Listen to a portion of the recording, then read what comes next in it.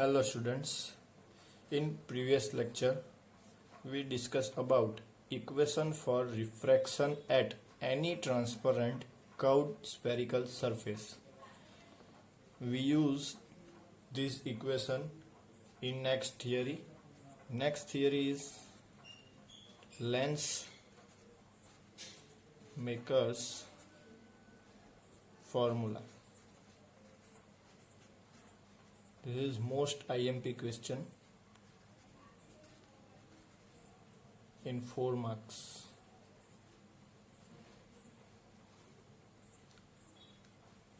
એટલે આપણે જે લાસ્ટ થિયરી જોયેલી હતી ઇક્વેશન સ્ફેરિકલ સરફેસ માટેના કયા આ બે, એક આ ઇક્વેશન અને એક આ ઇક્વેશન, આ બે ઇક્વેશનના યુઝ કરીને આપણે આપણી next theory lens maker formula જોઈશું.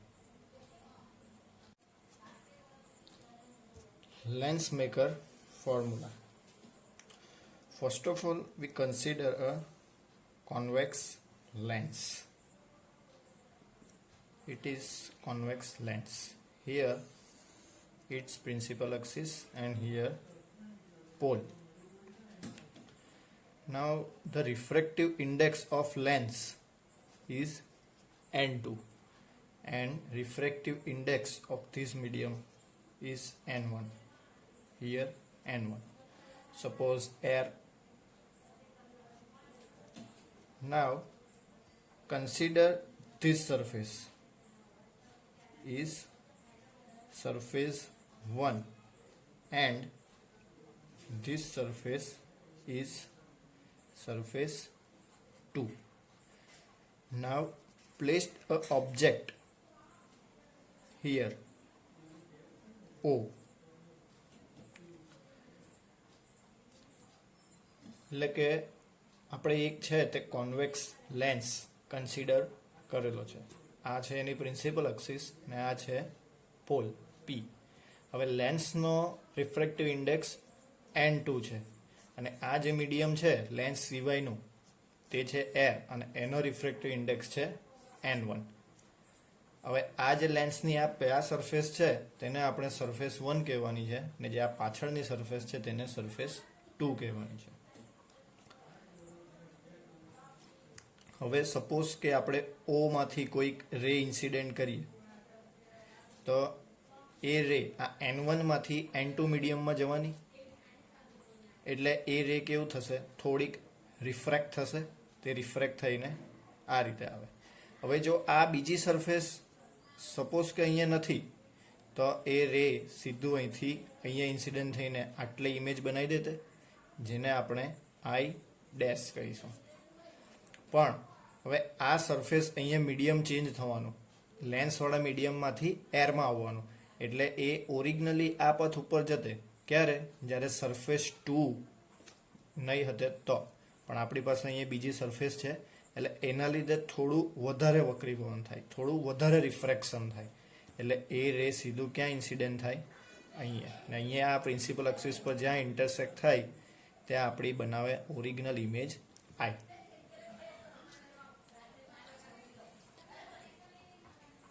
એટલે કે આપણે આ જે ઓરિજિનલ ઓબ્જેક્ટ જે છે તેની ઇમેજ ક્યાં બની, અહીંયા આઈ પાસે. આ કેવી વર્ચ્યુઅલ ઇમેજ થાય ખાલી સરફેસ 1 દ્વારા, અને આ જે સરફેસ 1 અને 2 બંનેના કોમ્બિનેશનથી ઇમેજ બને તે અહીંયા છે આઈ. હવે તમારે એને સેપરેટલી સમજવું હોય તો સપોઝ આપણે પહેલાં સરફેસ 1 કન્સિડર કરીએ, આ જ ખાલી હિયર સરફેસ 1. તો આ એના માટે મીડિયમ ચેન્જ થઈ જાય, આ મીડિયમ છે N2 ને આ મીડિયમ છે N1. હવે અહીંયા ઓબ્જેક્ટ છે તો એના ઉપરથી કોઈ રે ઇન્સિડન્ટ થાય તો એ ક્યાં ઇમેજ બનાવે, રિફ્રેક્ટ થઈને અહીંયા ઇમેજ બનાવશે, જેને આઈ ડેશ કહીશું. અને હવે આ બીજી સરફેસ કઈ, આ સરફેસ 2, તો એના માટે આ સાઈડ મીડિયમ હશે, આ એની પ્રિન્સિપલ એક્સિસ, અહીંયા P, અહીંયા પણ P.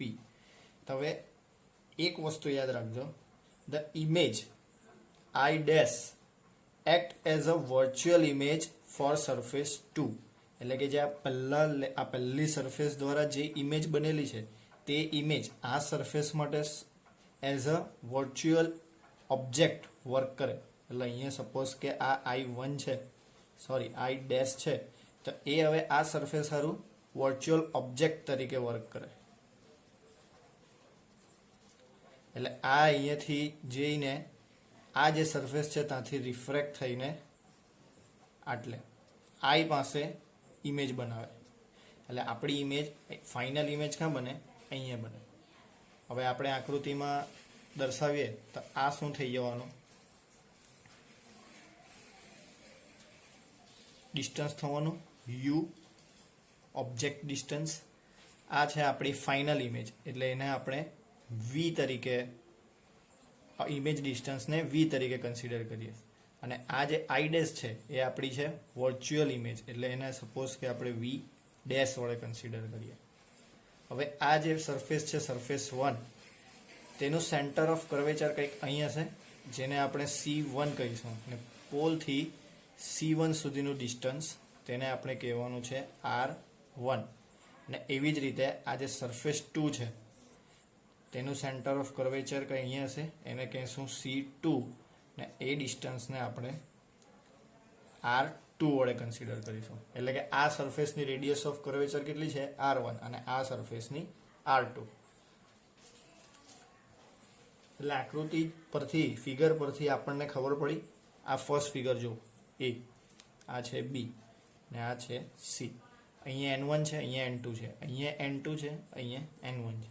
એટલે આના ઉપરથી આપણે આ બંને આકૃતિનું આ કોમ્બિનેશન છે, એના ઉપરથી આપણે કહી શકીએ કે આ જે ઓબ્જેક્ટ છે તેનું લેન્સ દ્વારા બે વખત રિફ્રેક્શન થાય, એક સરફેસ 1 દ્વારા અને બીજું સરફેસ 2 દ્વારા. એટલે એની ફાઇનલ ઇમેજ I આટલે બને છે. તો હવે આપણે in previous theory we studied this equation, આપણે આ બે ઇક્વેશન ભણેલા.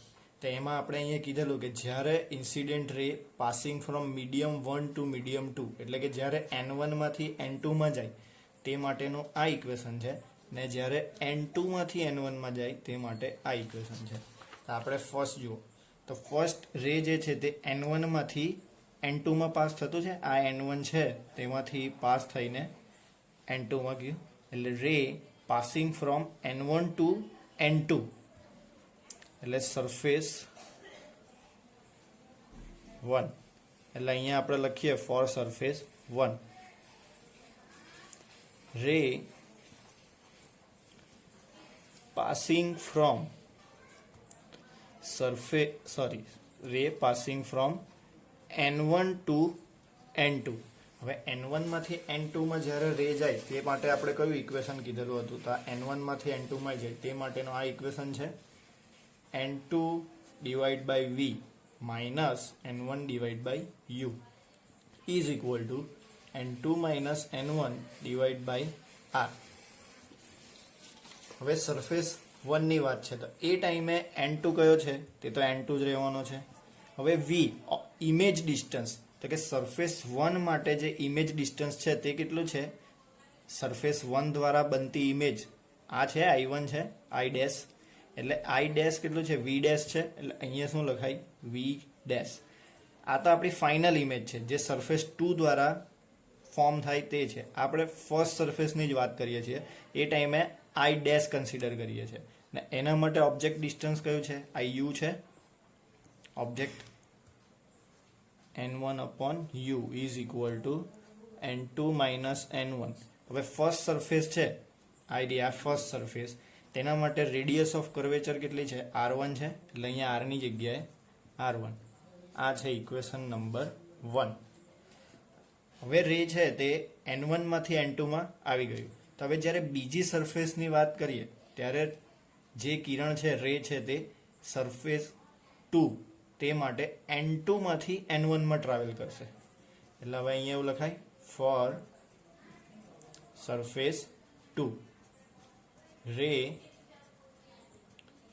Passing from N2 to N1.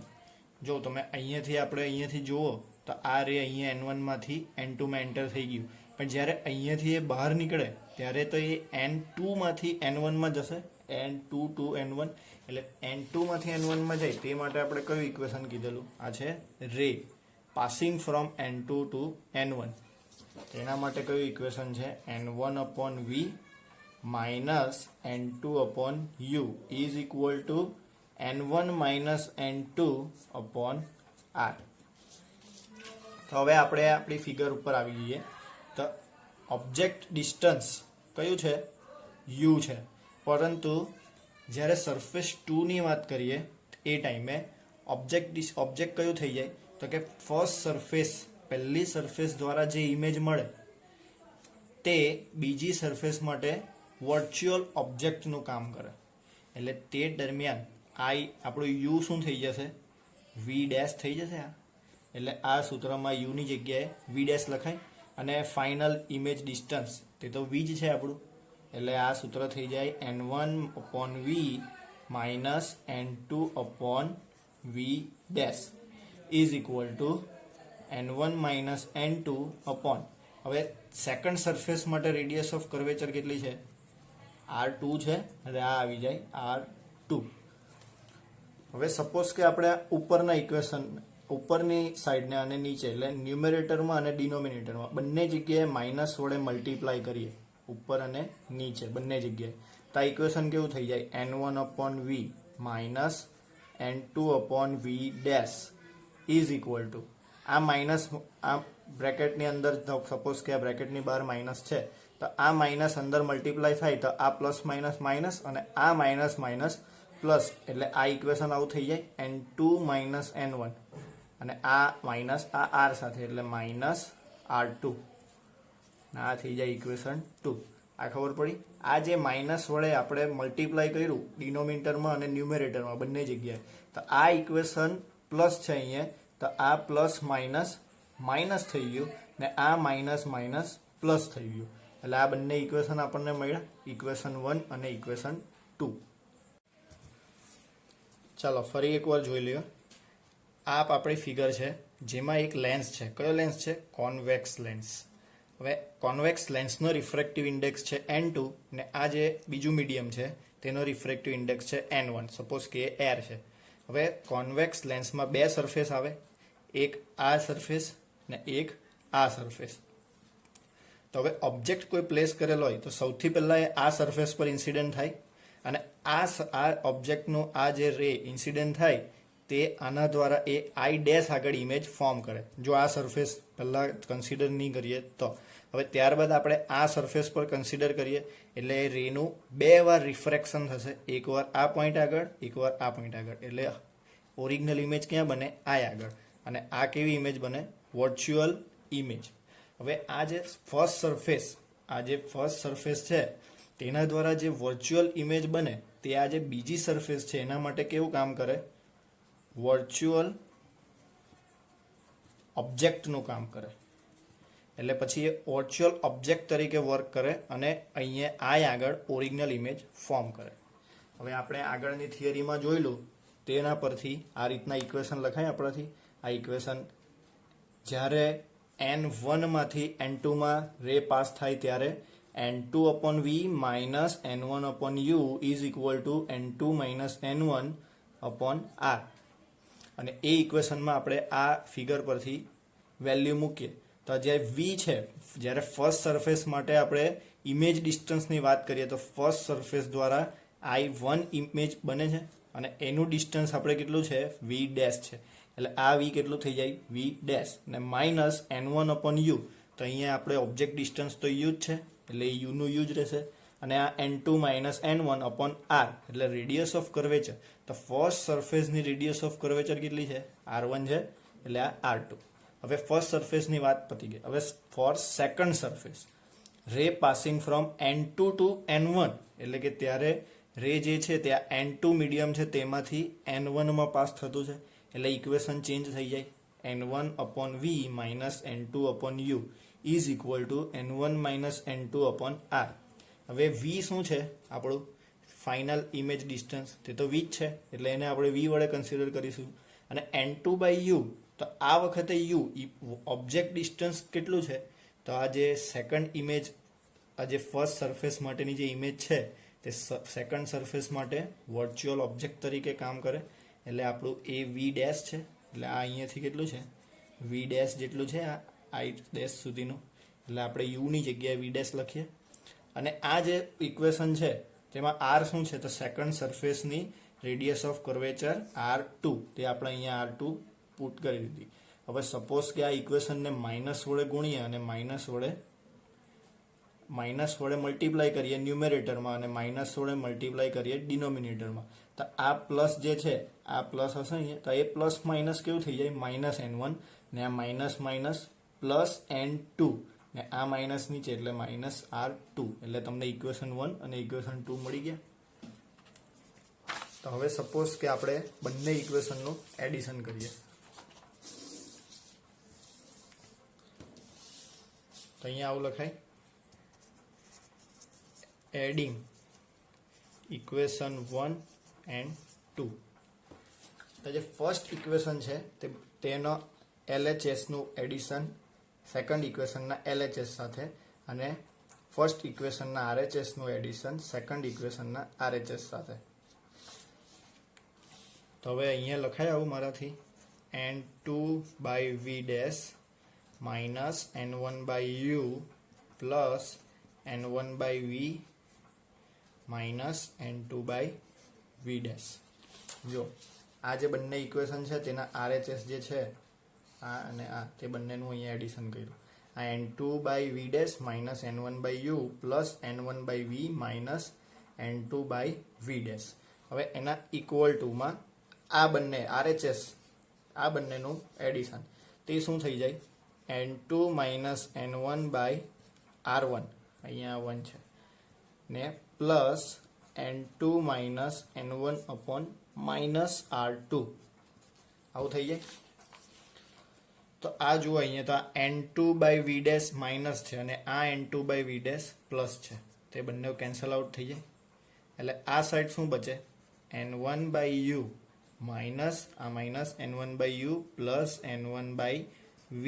અને આ જે સેકન્ડ ટર્મ છે તેમાંથી N2 minus 1 N2 minus 1 નું કોમન કાઢી લો, તો એ N2 minus N1 કોમન નીકળી જાય. તો બ્રેકેટમાં શું બચે 1 upon R1, આના ડિનોમિનેટરમાં R1, અને આ plus minus minus 1 upon R2, આવું કંઈ બચે. આ R2 જે છે તે અહીંયા માઇનસ છે અને આ વચ્ચે પ્લસ છે, તો plus minus minus N2 minus N1 આપણે કોમન કાઢ્યું છે. તો આપણને આ ટાઈપનું કંઈ ઇક્વેશન મળે. હવે આ જે N1 છે તે પણ આ સાઈડથી કોમન નીકળે, તો હું સપોઝ કે આ N1 ને કોમન કાઢું, તો બ્રેકેટમાં શું રહી જાય minus 1 upon U plus 1 upon V is equal two N2 by N1, ને આ બ્રેકેટ એઝ ઇટ ઇઝ. હવે આ N1 ને આના ડિનોમિનેટરમાં લઈ લઈએ ઇક્વલ ટુની રાઈટ સાઈડ, એટલે આ ઇક્વેશન બની જાય minus 1 upon U plus 1 upon V is equal two N2 minus N1 by N1, 1 upon R1 minus 1 upon R2. હવે આ એઝ ઇટ ઇઝ. હવે આ જે N1 છે તેને બંનેના ડિનોમિનેટરમાં સેપરેટલી લખી દઈએ, 1 upon R1 minus 1 upon R2. હવે આ N1 કેન્સલ આઉટ, ને આપણને સ્નેલ્સના લો પરથી ખબર છે કે N2 by N1 હોય તેને આપણે N21 તરીકે લખી શકીએ. એટલે અહીંયા થઈ જાય N21 માઇનસ આ N1 કેન્સલ એટલે 1, ને બ્રેકેટમાં 1 upon R1 minus 1 upon R2.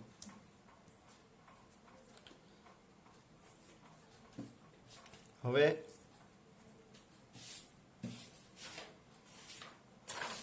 એક વાત કન્સિડર કરી લો કે જ્યારે કોઈ બી લેન્સ હોય કે મિરર હોય કે કંઈ પણ હોય, તો પ્રિન્સિપલ એક્સિસને પેરેલલ કોઈ પણ રે આપણે ઇન્સિડન્ટ કરીએ તો એ રિફ્રેક્ટ થયા પછી ક્યાંથી પાસ થાય, ફોકલ પોઈન્ટમાંથી જ પાસ થાય.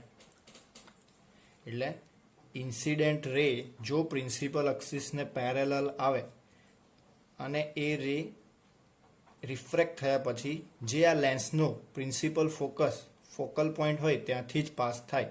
એનો મતલબ એવું કે અહીંયા જ ઇમેજ બી બનતી છે, એટલે એની જે ફોકલ લેન્થ થવાની તે જ એનું શું થઈ જવાનું, ઇમેજ ડિસ્ટન્સ પણ થવાની. એટલે અહીંયા F is equal to v થઈ જાય. અને બીજી વાત કે જો કોઈ રે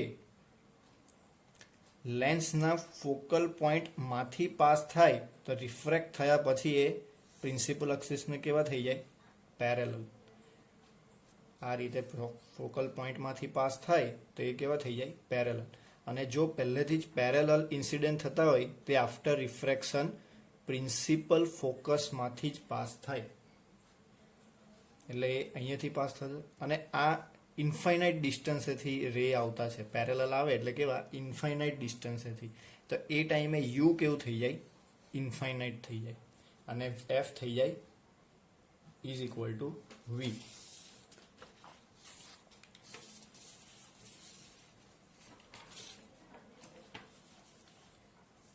એટલે સપોઝ કે હવે હું અહીંયા એવું લખું કે if rays incident from infinite distance and parallel to the principal axis, then u is equal to infinite and v is equal to f. એટલે જો આપણે આમાં કીધું ને કે જ્યારે પેરેલલ રે ઇન્સિડન્ટ થતા હોય પ્રિન્સિપલ એક્સિસને તો આફ્ટર રિફ્રેક્શન એ ક્યાંથી પસાર થાય, પ્રિન્સિપલ ફોકસમાંથી જ પસાર થાય. તો એના માટે યુ છે તે ઇન્ફાઇનાઇટ થઈ જાય, અને યુ ઇન્ફાઇનાઇટ થાય તો f is equal to v થઈ જાય. તો આપણે v is equal to f અને u is equal to infinite આ ઇક્વેશનમાં લેવાનું છે. એટલે આ યુની જગ્યાએ ઇન્ફાઇનાઇટ અને વીની જગ્યાએ એફ લખીશું આપણે. તો આપણને કયું ઇક્વેશન મળે, એટલે જો હવે આપણે આ ઇક્વેશનમાં યુ અને એફની વેલ્યુ મૂકશું તો કેવું થઈ જાય, -1 યુની જગ્યાએ ઇન્ફાઇનાઇટ પ્લસ 1 વીની જગ્યાએ આ સૂત્રમાં એફ. રાઈટ સાઈડ તો એઝ ઇટ ઇઝ n21 -1 ને આ બ્રેકેટમાં 1/r1 -1/r2. હવે વી નો ધેટ કે 1/ઇન્ફાઇનાઇટ હોય તે શું થઈ જાય, 0 થઈ જાય. એટલે આપણે આ ટર્મ 0 કન્સિડર કરીએ તો આ 1/f is equal two n21 -1 ને બ્રેકેટમાં 1/r1 -1/r2. હવે આ જે ઇક્વેશન આવ્યું તે ઇક્વેશન, અને આપણને અહીંયા જે આ ઇક્વેશન મળ્યું છે આ ઇક્વેશન, સપોઝ કે આ ઇક્વેશન 3 છે ને આ છે ઇક્વેશન 4. આ બંને ઇક્વેશનને કેવા કહેવાય, equation 3 and 4 known as lens makers formula.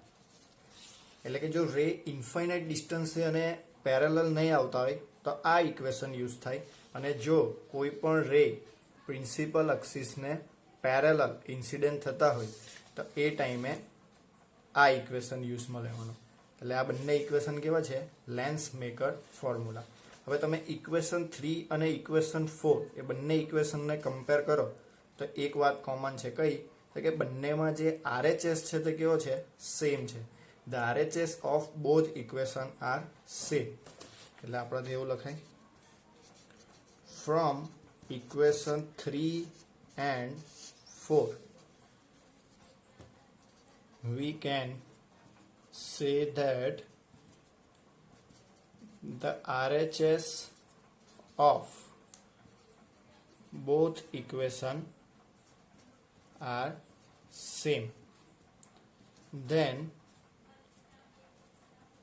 compare both equation. એટલે હવે RHS બંનેમાં સેમ છે. જુઓ આમાં બી n21 -1 છે ને અહીંયા પણ 1/r1 -1/r2 છે. હવે બંને ઇક્વેશનનું RHS સેમ થાય તો એ ટાઈમે LHS પણ બંનેનું સેમ જ થાય. તો એના ઉપરથી આ 1/f is equal two -1/u plus 1/v એ લખી શકાય from equation 3 and 4. 1/f is equal two -1/u plus 1/v. જો આ ટર્મ